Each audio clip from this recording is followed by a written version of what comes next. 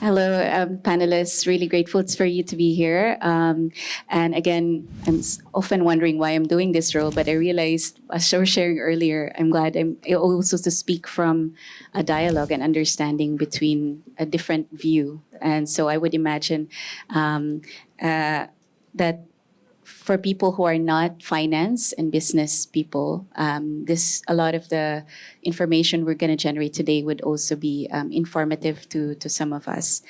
So the Philippines at the helm of sustainable finance leadership in the ASEAN region, we're wanting to see the overview of the current state of sustainable finance in the Philippines. We also want to hear about initiatives, the stories that highlight the Philippines leadership in this field.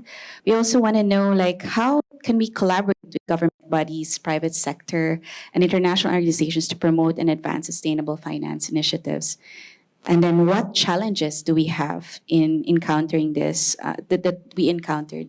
And then what is the vision of the future for sustainable finance in the Philippines? I want to check who wants to speak first.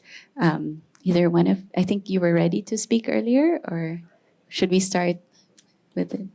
Yeah, sure. So my name is Torje. I used to work as an auditor before in KPMG, and now I work in Unisouth, where we do supply chain traceability solutions. And the key word here is data sharing.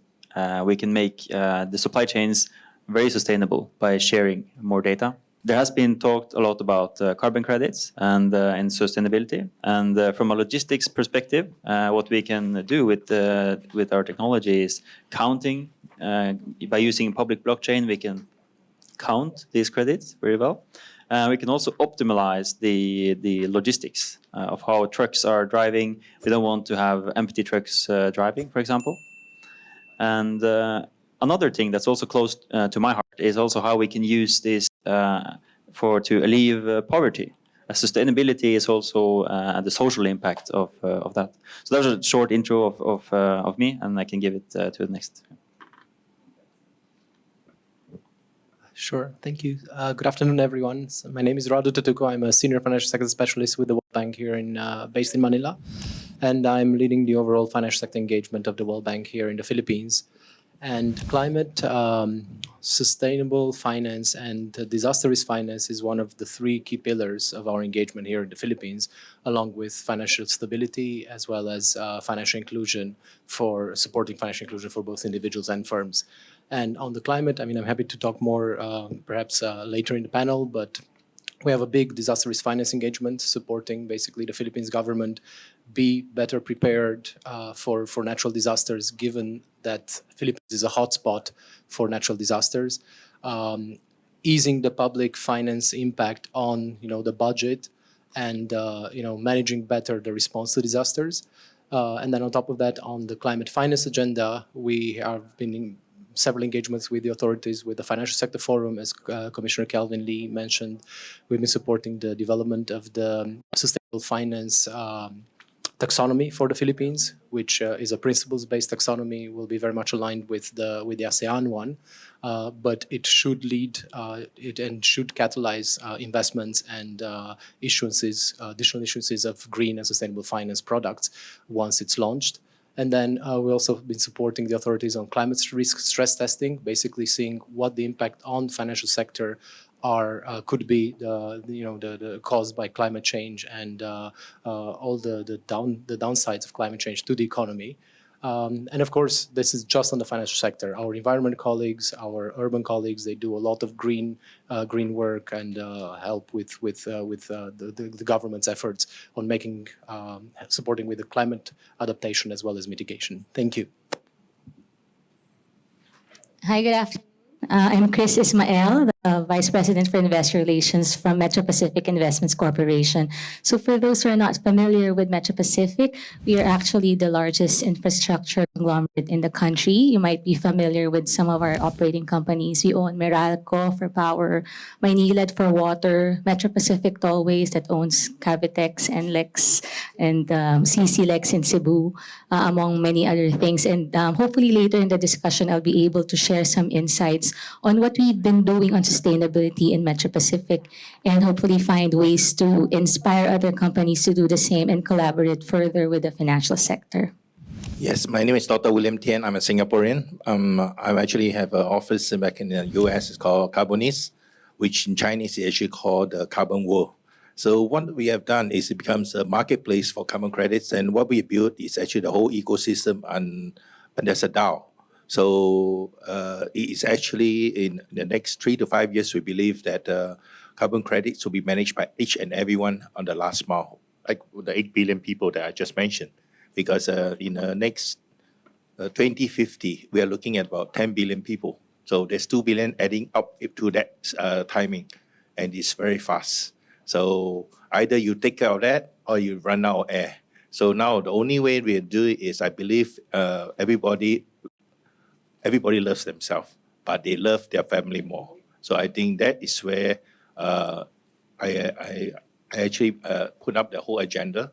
I don't have to be rich forever, but I believe that everybody can have the luxury to live on Earth. This is how we design our ecosystem. So we also have inside not only our own carbon marketplace, our own registry, which is I think one of the first countries that certified. Although I'm Singaporean, but it's actually certified in Sri Lanka by the Sri Lankan Sovereign Fund. So they actually digitize the carbon credit, which most of the carbon credits in the world, or the famous one, don't mention them, but they are in the way of getting blockchain. So ours can even, what you do is you can actually buy $1 worth of carbon credits in our system, and we are powered by our own blockchain, which is going to be live next year, which is why I'm going around the world to push it. And also, I mean, in COP28, and I'm also just been invited by one of the royal families to be their face in the world, and which I'm actually in Asia, in Hong Kong. And the reason we do that is the insurance of carbon credit, which I think some of you are in the insurance industry. This is also a very interesting thing, because who buys carbon credit that's not insured? Because it could be problem. No, so it's just like you're buying some products, you have warranty. So this is the same thing will come out. So I see future opportunities with good actors and bad actors. The bad actors will try to move carbon credits in a very bad way, but I think we want to prevent it. So we want from day one, everybody knows what is a real carbon credit, which is actually the education. And of course, financial side is the easiest one, because when it works, everybody comes in. Thank you. Hi everyone. Excuse me. Good afternoon. My name is Pachola. I run this company called SIPPH. We actually started before as a metal straw company, but now we've pivoted into something working. We're working with a firm in Japan that deals with carbon credits as well, a bit similar to Sir William.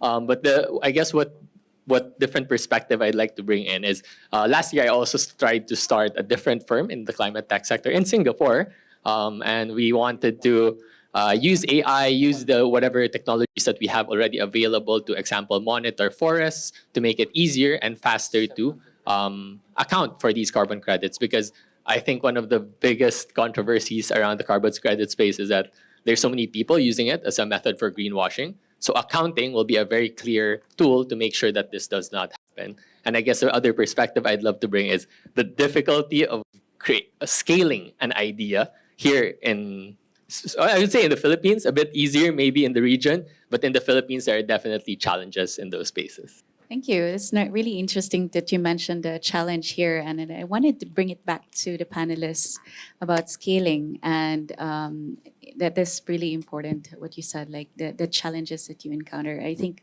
maybe the answers are also within the people in this panel who can help also address that and share. Yes. So what was the question?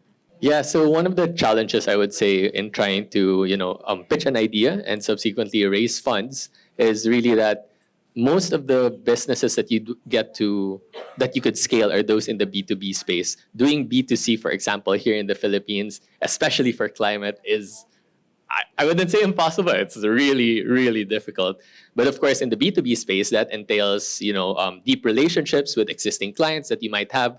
But as someone in the entrepreneurial space, how do you make that more accessible for individuals to start these types of capital-intensive businesses out of nothing, essentially?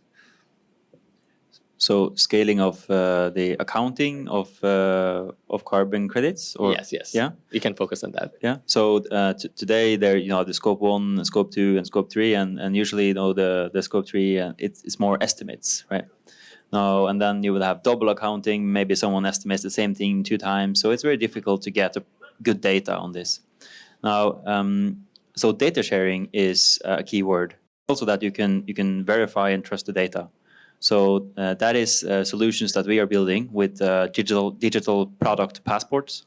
And this is very simple. It's a passport that follows a product. Now, when the product is going through the supply chain, every actor can add data to that product. So here we have opportunities to do really good accounting for example, carbon emissions. Yeah, and this is very scalable. Okay, thank you. Thank you. Another thing that I also was curious, especially from the World Bank, is you mentioned about disasters and in financing that. And I know, like I've read somewhere that there's like a huge gap for climate. Like there's a huge adaptation gap, billions, and I wonder how are we addressing that? Like what are pathways to address this gap, especially when you talk about climate finance, where developed nations are meant to uh, kind of, I don't know if the word is exactly pay back, but I rather compensate or the carbon use, no, of especially like 1% of the world's richest people or countries, or a small part of the global nations contribute a large part of carbon emissions, and but still there's that gap that we still need to meet, and countries like the Philippines are very, very vulnerable. How can we like kind of even access these like funds, but also try to meet what is still promised but not yet fulfilled as a gap? Sure. No, that's a very good question. And yeah, of course, you've probably seen the recent report. I think it came out a few days ago, right? That says that I think that the top 1% richest people account for more emissions than the bottom 66%, Okay. right? So it's huge climate inequality if you look at it that way, right? I think another staggering statistic that was cited in that report was that basically an average billionaire produces more climate emissions or more emissions, CO2 emissions, than an average person in 1,500 years. A billionaire in 1 year produces more than an average person in 1,500 years, right? So clearly there is a lot of climate inequality, right? I think the question for countries like Philippines and others that, you know, they want to be part of this climate transition, they know that it's good for them, but at the same time, right, there is the climate equity part. I think that a couple of options are, first of all, looking at all sort of blended finance, right, in which you basically use maybe some public capital to subsidize investments, subsidize some investments in the private space in order to bring in more private sector investments and mobilize more finance for in the green space, right? Other options are to support basically what we call private capital mobilization, right? So, for instance, at the World Bank, now every project that we do in the climate finance needs to mobilize at least 2 to 3 private sector dollars, if not more, right? So, essentially, you want to crowd in private sector money as well to meet that big climate finance gap that also Commissioner Lee was pointing out, right? So the climate finance gap is huge, right? It's in the trillions of dollars, right? If we don't, I mean, the public capital available out there, it's insufficient, and the only way to actually reduce that gap, if not close it, but at least reduce it, is to bring in private sector, right? To scale in, to bring in institutional investors, and this can be done through a variety of ways, right? You can do it through issuing all sort of climate labeled bonds, right? Green bonds, blue bonds, sustainability linked bonds, and so on. You can do it through various green funds, green investment funds, right? Have clear mandate to invest in green projects. And again, there you use the public capital to bring in more private capital and perhaps subsidize a little bit the returns so that the private capital finds it more attractive, at least at first, until the market develops. And clearly, yeah, this is you know, whether we like it or not, it is a global problem, right? And of course, yeah, Many countries say it's not our fault. We didn't create this pollution. We didn't create these emissions 200 years ago. Fair, but the problem is that this is spread out across the world, right? The oceans are, we see the global temperatures are rising globally. It's not that only in the emitting regions or provinces or countries are suffering. Everyone is suffering. So I think global solutions require global problems require a global solution, right? And it is, at the end of the day, it is this little blue dot, as we call Earth, right, that we all inhabit. And I think unless we come together, and try to mitigate all these negative impacts that we created as a society by in the next 10, 20, 30 years at most, I think that, our kids and grandkids by 2070, 2100 will not have a very great future. Thank you. I'm mindful that we have someone from the panel that's joining online. His name is Derek Tolentino of Evo Exchange. And Derek is in the business of development of EV charging infrastructure to promote EV adoption. So maybe bridging from what Radu said about creating opportunities or ways that the private sector steps up. Would you like to share and speak more about that, Derek? Everyone. I'm sorry I'm not able to attend in person, but thank God for the digital technology today. Okay. So so I was given this question: what paradigm or practice I think is no longer working in the business sector and needs to change given the climate reality? So my thoughts are one thing that I think that's not going to work, or I feel will no longer work in business, is that when planning your business future, you don't consider environment, sustainability, and governance in your plans, and most particularly the environment. I think businesses should be prepared to include the impact of ESG in their business. And like, for example, with regards to funding your operation, consumption of energy, it's not anymore choosing the lowest cost, but really choosing what would be the lowest impact to your environment. And I think businesses should be able to factor that in, and that they should source or power up their operation using renewable energy. I think by considering the impact of environment in your operations, you become better prepared, you're ready for the future, and you actually avoid losses because companies today, like, I don't know if you're familiar with the RE100, influential businesses, they actually source out also with their suppliers, with their customers, those that are also following a commitment to renewable energy. And I think preparing your business, considering the impact of the environment in your business plan, gets you ready for that future. And then also for a fact, not only renewable energy, energy efficiency is also becoming a key word today as a first fuel for operation. So I think for businesses today, for you not to consider in your plans impact of the environment and also in energy efficiency will spell doom to your operation. I just want to integrate and wrap up what we've heard so far. And there's like looking into a creative means of financing, the blended finance. And I also heard about using technology to kind of bridge accountability, and like that's carbon credits, and then also looking at innovating means of scaling, and then also hearing about preparing, being integrating the plan in the plans in your business strategy. This understanding that you're already planning ahead and being future ready or something. So I don't know if that answered a little bit, like these are the innovations from the Philippines, what makes the Philippines, or at least examples from the Philippines that show the that we are kind of leading the way in ASEAN. But I would say also at the same time, there's also not just a Filipino in this panel. There's a Singaporean, and we have also a lot to learn from the Singaporeans. And I'm really grateful to hear this insight too. That from the global perspective, from the World Bank, also like you said, that we should collaborate together. That division is also causing the gap itself, and hopefully in this space as we continued in the next panel, these seeds of collaboration could be planted, because it can't happen in a day or like 2 hours.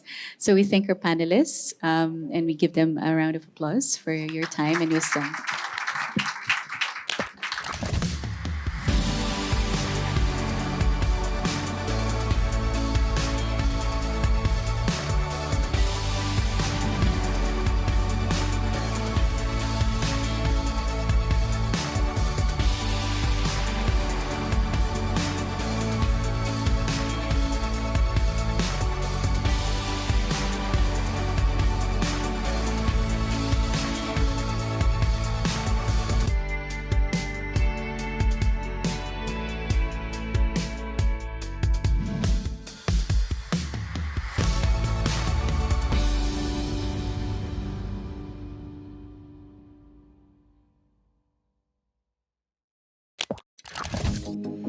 Bitcoin mining, Bitcoin wallet, blockchain, stablecoins, MetaNet, the evolution of money. Everybody is talking about Bitcoin today, but what exactly is it? Learn the basics from experts. Learn what Bitcoin is, how it works, and why it matters. Blockchain 101, your ultimate guide to the fundamentals of blockchain.